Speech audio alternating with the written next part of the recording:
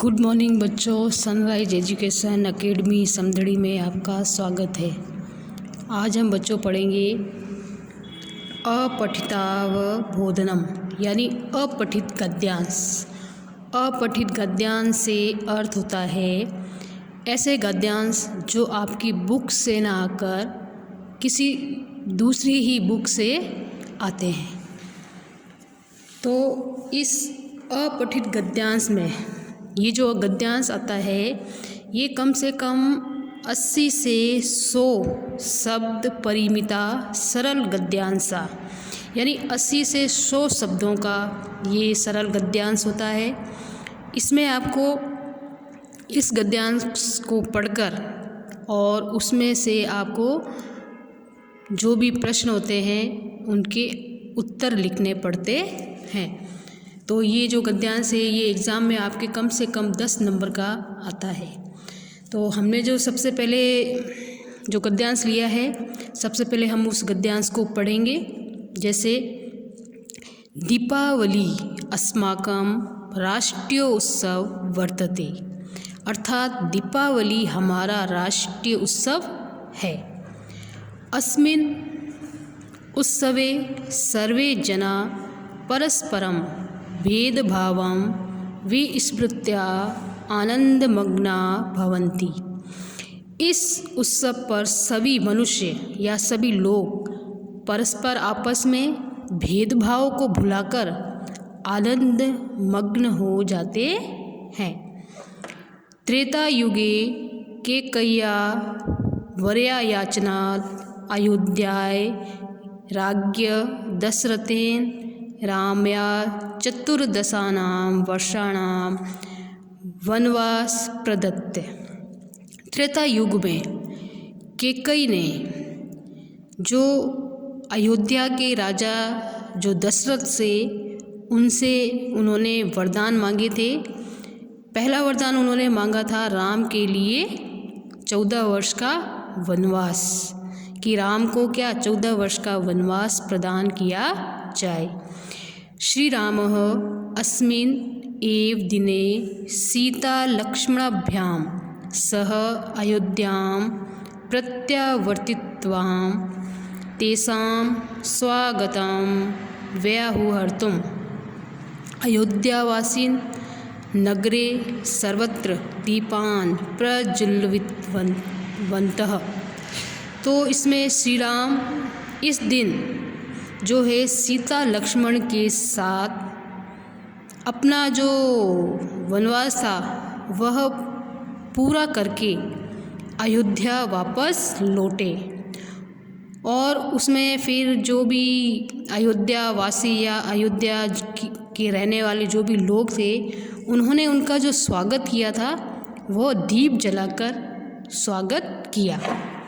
तदा आरभ्य अद्यावधि प्रतिवर्षं कार्तिक मासे अमावास्यायां तिथ्यो भारते दीपावली महोत्सव महता उत्साहेन आयोजितं भवति।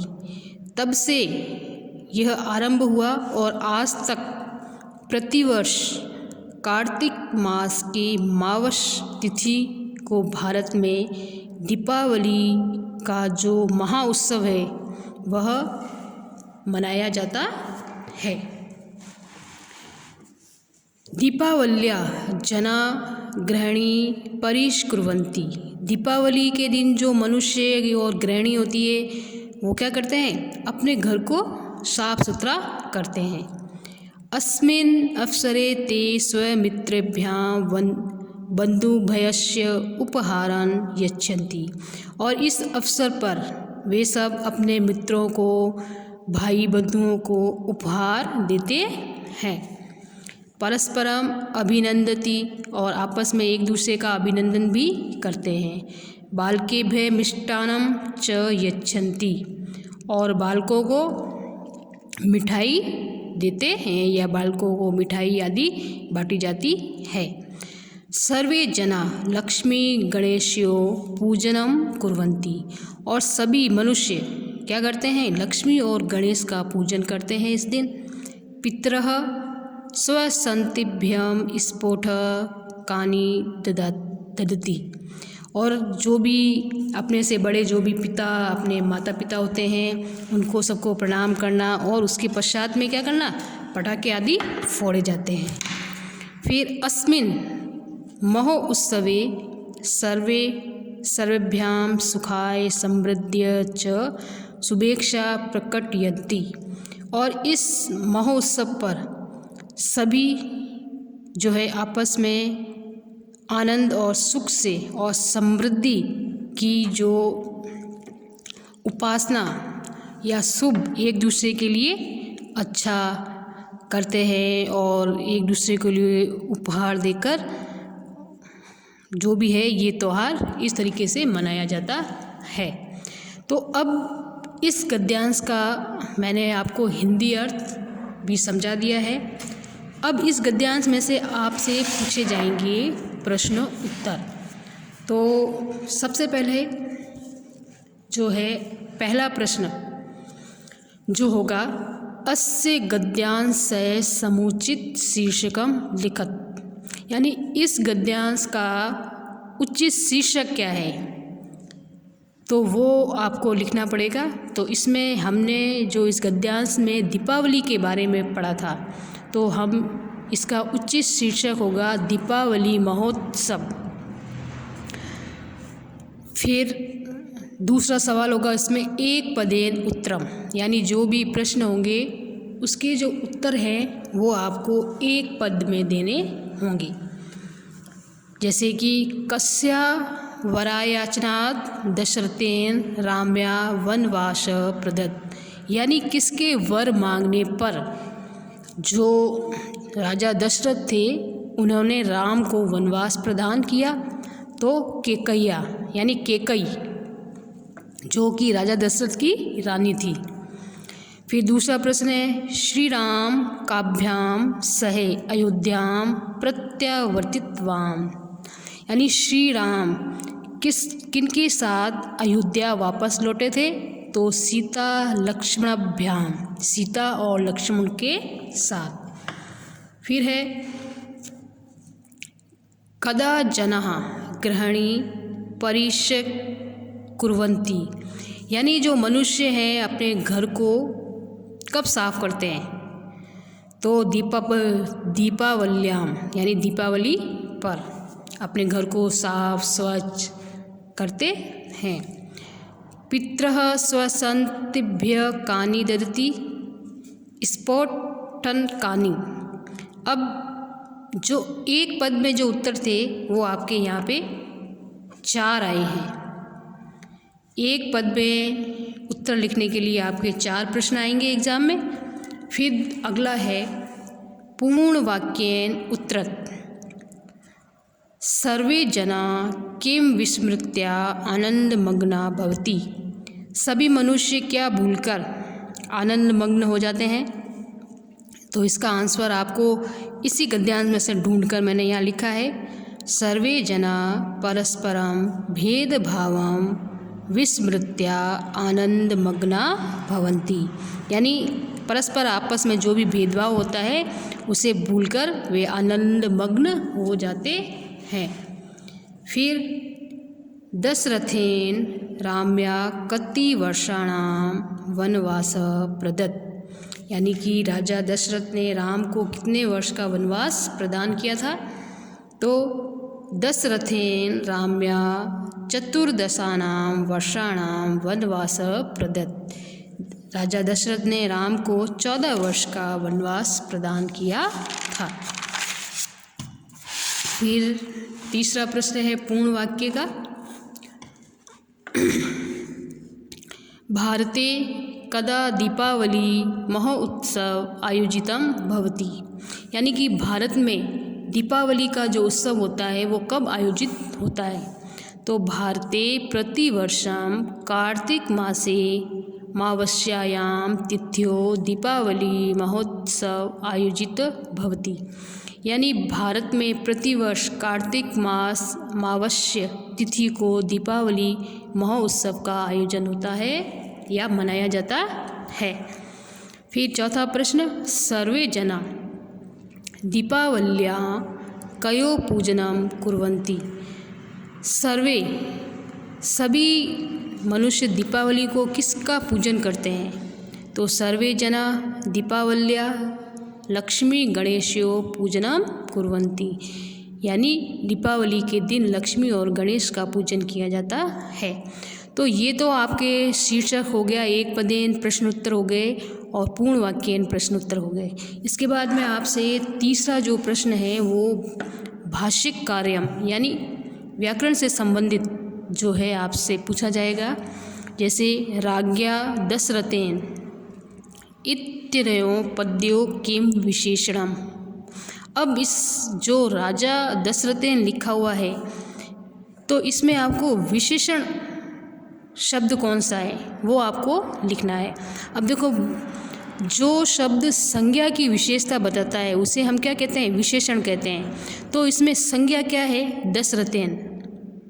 तो इसमें विशेषता बताई जा रही है राजा, तो राज्ञा क्या हो जाएगा? विशेषण शब्द है। जो संज्ञा की विशेषता बताता है उसे हम विशेषण कहते हैं। तो इस प्रकार से दशरथेन तो संज्ञा शब्द है और इसके जो राज्ञा है या राजा है वो है इसका विशेषण शब्द। इसी प्रकार से अस्मिन् अनुच्छेदे ते इति सर्वनाम पदस्य स्थाने किम संज्ञा पदम। अब अस्मिन् इस अनुच्छेद में ते जो सर्वनाम शब्द है, ते क्या है? सर्वनाम शब्द जिसका अर्थ होता है वे शब्द। तो यहाँ पे ते के लिए संज्ञा शब्द क्या आया है? तो ते आया है जना के लिए, जना यानी मनुष्य के लिए। ये जो भी यहाँ पे जो गद्यांश था उसमें ते सर्वनाम शब्द था, तो हमें इसमें संज्ञा शब्द लिखना था। तो संज्ञा शब्द जो होगा वो जना होगा, यानी कि ते जना के लिए आया है। इसी प्रकार से बालके भय मिष्टान्नम यच्छन्ति इति वाक्ये क्रियापदम किम। अब इसमें आपको बालकेभ्यम मिष्टान्नम यच्छन्ति में आपको क्रिया लिखनी है। क्रिया देखो, बालकेभ्याम ये तो कर्ता हो गया, मिष्टान्नम कर्म हो गया और यच्छन्ति ये हो गई क्रिया। तो ये सबसे वाक्य के अंत में जो शब्द है वो क्रिया होगी। फिर है पितरः स्वसन्तिभ्य स्फोटकानि ददति इति वाक्य क्रियाय कृतपदम किम। कृतपदम यानी कर्ता। अब इस वाक्य में हमें कर्ता लिखना है। तो ददति तो क्रिया है और पितर यानी पिता, तो ये है कर्ता। पितर यानी कर्ता। अब ये जो गद्यांश है ये 10 नंबर का एग्ज़ाम में आता है। तो ये एक गद्यांश अपने पूर्ण हो गया है। तो इसी तरीके से जो आपकी गाइड होती है उसमें बहुत सारे गद्यांश दिए हुए होते हैं, अपठित गद्यांश। तो वो आपको उसमें से पढ़ने हैं और जो मैंने इसमें लिखे हैं वो आपको कॉपी में भी लिखने हैं। अब जैसे ये दूसरा गद्यांश अपन पढ़ेंगे।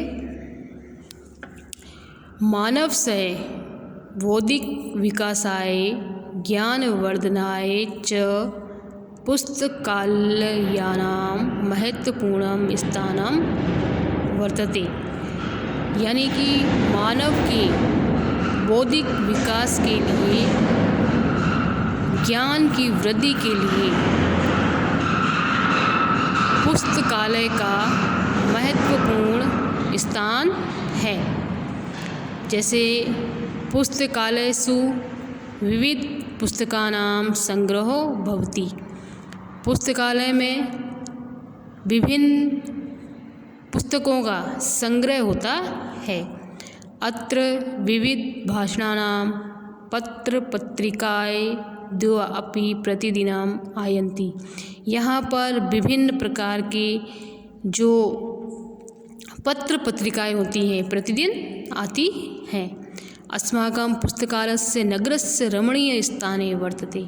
हमारा जो पुस्तकालय है वह नगर के सुंदर स्थान पर है।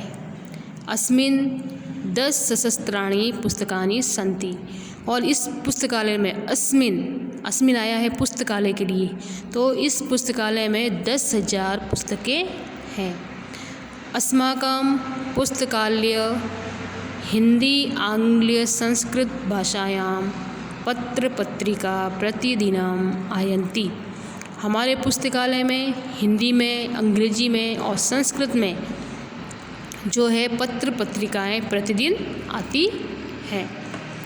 अस्य समीपे एक वाचनालय वर्तते, और इसके पास में एक वाचनालय भी है। वाचनालय अर्थात जहाँ बैठकर हम पुस्तक या पत्र पत्रिकाएं पढ़ते हैं।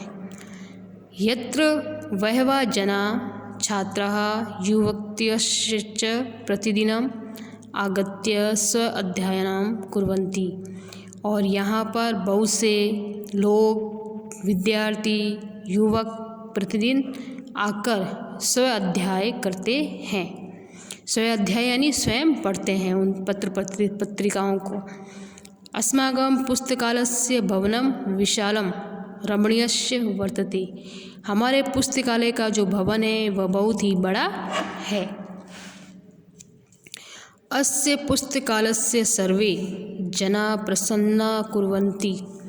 और सभी मनुष्य जो हैं वह प्रसन्न होते हैं। अस्माकं ज्ञानवर्धनाय अस्य महती भूमिका वर्तते। और इससे हमारे ज्ञान की वृद्धि में भी बहुत बड़ी भूमिका होती है, यानी कि हमारा जो ज्ञान है उसमें ज्ञान बढ़ता है। अयम एकः आदर्श पुस्तकालय अस्ति। और यह एक आदर्श पुस्तकालय है। अब जो है प्रश्न उत्तर है। जैसे पहला प्रश्न है, उपयुक्त गद्यांश समुचित शीर्षकम लिखत। इसका जो उपयुक्त शीर्षक है, यानी इसमें पुस्तकालय के बारे में बताया गया है, तो अस्माकं पुस्तकालय, ये इसका उचित शीर्षक हो जाएगा। फिर एक पदेन उत्तरत पुस्तकालयसु केषां संग्रहो भवति। यानी पुस्तकालय में किसका संग्रह होता है, तो विविध पुस्तका नाम, यानी विभिन्न प्रकार की पुस्तकों का संग्रह होता है। पुस्तकालय कति पुस्तकानि सन्ति। पुस्तकालय में कितनी पुस्तकें होती हैं, तो 10 सहस्राणि यानी 10,000 पुस्तकें हैं। कस्य समीपे वाचनालय वर्तते। किसके पास में वाचनालय, यानी पुस्तकालय के पास में वाचनालय है। फिर इसके बाद में है चौथा प्रश्न, अस्माकं ज्ञानवर्धनाय कस्य महती भूमिका वर्तते। यानी हमारे ज्ञान की वृद्धि के लिए किसकी भूमिका है, पुस्तकालय से, यानी पुस्तकालय। हम पुस्तकालय में जाएंगे और विभिन्न प्रकार की पुस्तकें पढ़ेंगे तो हमारे ज्ञान में क्या होगी, वृद्धि होगी। फिर है पूर्ण वाक्येन उत्तरत। पूर्ण वाक्य में पहला प्रश्न, किमर्थं पुस्तकालयायां महत्वपूर्णं स्थानं वर्तते। कि पुस्तकालयों का किस तरीके से या किसके जीवन में महत्वपूर्ण स्थान है, तो मानव से बौद्धिक विकासाय ज्ञानवर्धनाय च पुस्तकालयां महत्वपूर्णं स्थानं वर्तते। यानी मानव के बौद्धिक विकास में ज्ञान के लिए पुस्तकालयों का जो है महत्वपूर्ण स्थान है। अस्माकं पुस्तकालय कुत्र वर्तते। हमारा पुस्तकालय कहाँ है, तो गद्यांश में से ये उत्तर लिखना है। अस्माकं पुस्तकालय नगरस्य रमणीय स्थाने वर्तते। फिर पुस्तकालय के आगत्य स्व अध्ययनं कुर्वन्ति। यानी पुस्तकालय में कौन कौन आकर स्व अध्याय करते हैं, तो पुस्तकालय बहवः जना छात्रा युवकस्य आगत्य स्व अध्ययनं कुर्वन्ति। तो पुस्तकालय में आकर बहुत से मनुष्य, लोग, छात्र, युवक आकर स्व अध्याय करते हैं।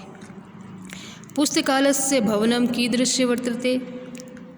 पुस्तकालय का जो भवन है वह कैसा है। पुस्तकालयस्य भवनं विशालं रमणीयस्य वर्तते, यानी कि पुस्तकालय का जो भवन है वो विशाल और रमणीय है। इसके बाद में भाषिक कार्यम यानी कि व्याकरण संबंधित, तो पुस्तकालयस्य विविध पुस्तकानां संग्रहो, यहाँ पे ये रिक्त स्थान दिया हुआ है। तो ये जो लाइन है ये हमें गद्यांश में से देखकर पता लगाना है कि संग्रह के बाद में क्या आएगा, तो वो हमें आंसर में लिखना है। तो इसमें संग्रहों के बाद में भवती आएगा, ये हमें गद्यांश में ये लाइन ढूंढकर लिखनी है, वो मैंने लिख दी है। फिर अगला प्रश्न है अस्य समीपे इत्यत्र सर्वनाम पदस्य संज्ञा पदम किम। अब ये अस्य समीपे, ये जो सेंटेंस है ये गद्यांश में से हमें ये लाइन ढूंढनी है और इसके आगे क्या है, इसके आगे सर्वनाम शब्द है। तो सर्वनाम शब्द जो है वो किसके लिए आया है, यानी संज्ञा शब्द लिखना है। तो सर्वनाम शब्द जो है पुस्तकालय के लिए आया है। कहने का मतलब है कि संज्ञा के स्थान पर जो भी सर्वनाम शब्द होते हैं, काम में लिए जाते हैं, उनको हम सर्वनाम शब्द कहते हैं। इसी प्रकार से 10 सहस्राणि पुस्तकानि इत्यो नयो पद्यो विशेषण पदम किम। तो इसमें विशेषण शब्द लिखना है हमें। अब 10 जो भी संज्ञा से संबंधित जो भी शब्द आते हैं वो विशेषण शब्दों के अंतर्गत आते हैं। तो पुस्तकानि है ये तो संज्ञा शब्द है, और 10 सहस्राणि ये विशेषण शब्द है। इसी प्रकार से चौथा प्रश्न, सर्वे जना प्रसन्ना कुर्वन्ति इत्यस्मिन् वाक्य कृत पदम किम। अब इस पूरे सेंटेंस में हमें जो है कर्ता लिखना है। सर्वे ये तो सर्वनाम शब्द है, प्रशंसा ये कर्म है, और कुर्वन्ति क्रिया है, और जना यानी मनुष्य लोग, तो ये कर्ता हो गया है, ये कर्ता। अब आपको गृह कार्य करना है। गृह कार्य में देखो मैंने ये पूरा जो गद्यांश है वो लिख दिया है इसमें। अब इसको पढ़कर आपको जो है उत्तर लिखने हैं, इसमें से छाड़ के आपको आंसर लिखने हैं। इस गद्यांश को मैं समझा देती हूँ आपको। कस्मिन् चित्रग्रामे एकः वृद्धः कृषकः अवसत्, यानी किसी गांव में एक वृद्ध किसान रहता था। स परिश्रमी दूरदर्शी तथा सरल स्वभाव वह आसीत। वह परिश्रमी दूरदर्शी तथा सरल स्वभाव का था। कौन सरल स्वभाव का था? कृषक, वृद्ध कृषक। तस्य चत्वार पुत्रा आसन, उसके 4 पुत्र थे। परंतु ते आलसा अभवन, परंतु वे कैसे थे? आलसी थे। ते कृषि कार्य पितु संयोगम न अकुर्वन, वे सब जो ये ते जो है ये पुत्रों के लिए आया है। ये सर्वनाम शब्द है, इसका संज्ञा उस शब्द हो जाएगा पुत्रा। तो वे सब है ना कृषि कार्य में अपने पिता का सहयोग नहीं करते थे। न च तेषां कृषि कार्यम रुचि आसीत, और ना ही उनको कृषि कार्य करने में कोई रुचि थी। किसे? उस किसान के पुत्रों को। अस्मात् कारणात् वृद्ध कृषक चिंतितवान, और इसी कारण से जो वृद्ध किसान था वह चिंतित था। मरणासन सवरे वृद्धः कृषकः स्वपुत्रान् अकथयत् यत् मम क्षेत्रेषु गुप्त धनम वर्तते। जब उसकी मृत्यु का समय था तो उस वृद्ध किसान ने अपने 4 पुत्रों को बुलाया और कहा कि मेरे खेत में गुप्त धन छुपा हुआ है। मम मरणोपरांतः क्षेत्रान् खनित्वा सुगुप्तम धनम प्राप्नुयात्, कि मेरे मरने के बाद में खेत में जाकर उस खेत को खोदना, पूरे खेत को, और उसमें तुम्हें क्या मिलेगा? गुप्त धन प्राप्त होएगा। तो पुत्रा एते श्रुत्वा प्रासीदन् और जो उसके चारों पुत्र थे ऐसा सुनकर क्या हुए, प्रसन्न हुए। निज पितु मृत्यु पश्चात निज क्षेत्रान अकृशन, और अपने अपने पिता की मृत्यु के बाद में वे सभी अपने खेत में गए, चारों पुत्र। परम सुगुप्तम धम्न न लब्धम, लेकिन उन्होंने पूरे खेत को खोद दिया, लेकिन उनको क्या है, धन प्राप्त नहीं हुआ। ते निराशा समझाता, और वे क्या हो गए, निराश हो गए। अंते निज मातु प्रेरणाए ते निज क्षेत्रेषु बीजानी अबपन, अंत में अपनी माता की, उनकी जो माता थी, उनसे प्रेरणा लेकर कि अपने इस खेत में क्या डाल दिए जाएं, बीज डाल दिए जाएं। परिणाम स्वरूप प्रभुतम धान्यम अभवत, और फिर क्या हुआ, बीज आदि डालने से और सिंचाई आदि करने से वहाँ पे क्या उग गई, खेत में फसल उग गई। फिर तस्य विक्रयिते समृद्धा धनी च समझाता, और उसे बेच करके वे सब क्या बन गए, धनी बन गए। अंते च ते स्वपितु सुगुप्त धनस्य रहस्यम अबोधनम, और अंत में उन्हें अपने पिता के गुप्त धन का रहस्य मालूम चल गया। तो ये तो था आपके इसका हिंदी अनुवाद, मैंने आपको समझा दिया। अब जो भी ये जो प्रश्न मैंने आपको दिए हैं, ये आप इनके आंसर गद्यांश में से छाट कर आप इसके उत्तर लिखोगे। सबसे पहले तो आपको इसका शीर्षक लिखना है पहले प्रश्न में, फिर एक पदेन उत्तर है, उसमें पहले प्रश्न है वृद्ध कृषक कुत्र अवसत, इसका आंसर लिखना है। फिर कृषक कति पुत्रा आसन, यानी किसान के कितने पुत्र थे। ते कस्मिन पितु संयोगम न अकुर्वन, वे सब पिता का सहयोग, किसमें पिता का सहयोग नहीं करते थे। अंते ते स्वपितु कस्य रहस्यम अबोधन, अंत में उन्हें अपने पिता के किस रहस्य का पता चल गया था। तो ये सारे जो आंसर हैं आपको इस गद्यांश में ढूंढकर लिखने हैं। फिर है पूर्ण वाक्य में, वृद्धः कृषक कीदृश आसीत्, वृद्ध किसान कैसा था। कृषक स पुत्रा कीदृश अभवन्, किसान के पुत्र कैसे थे। फिर कृषक स पुत्रा निज मातु प्रेरणाय किम अकुर्वन्, कृषक के पुत्रों ने अपनी माता से क्या प्रेरणा ली और फिर उन्होंने क्या किया। कृषक सह पुत्रा किम ना प्राप्य निराशा समझाता, किसान के पुत्रों को क्या प्राप्त नहीं हुआ जिससे कि वह निराश हो गए।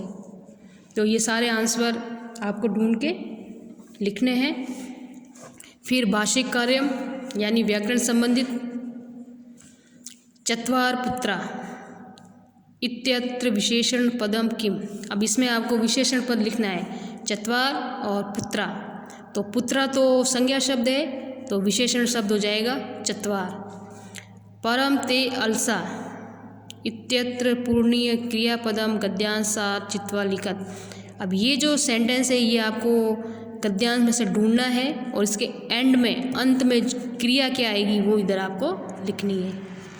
फिर है पुत्रा इते श्रुत्वा प्रासिद्धन इत्यत्र कर्ता पदम किम।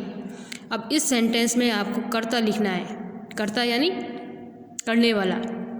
पुत्र क्या सुनकर प्रसन्न हुए, तो कर्ता इसमें आ जाएगा पुत्रा। फिर उपयुक्त गद्यांश से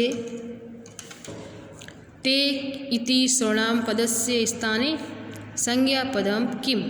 अब इसमें ते यानी वे सब, ते है सर्वनाम शब्द, तो आपको इसमें संज्ञा शब्द लिखना है। यानी कि ते किसके लिए आया था, तो ते आया था पुत्रा, यानी उसके जो 4 पुत्र थे ना, तो इसमें संज्ञा शब्द हो जाएगा पुत्रा और सर्वनाम शब्द है ते।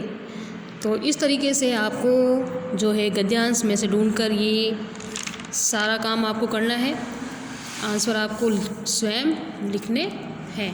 तो ये आज जो हमारा था ये अपठित जो गद्यांश था 80 से लेकर 100 शब्दों का पूरा हो गया है। इसमें ज़रूरी नहीं कि ये जो मैंने आपको ये लिखे हैं गद्यांश ये 2 ही आए या ये 3 ही आए, ये ज़रूरी नहीं है।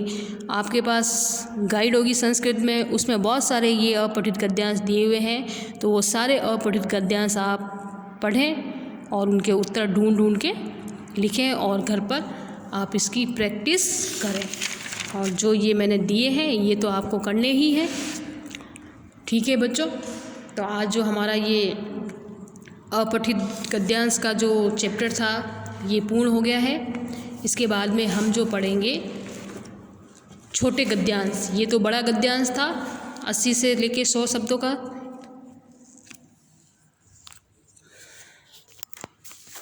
ठीक है बच्चों, ओके।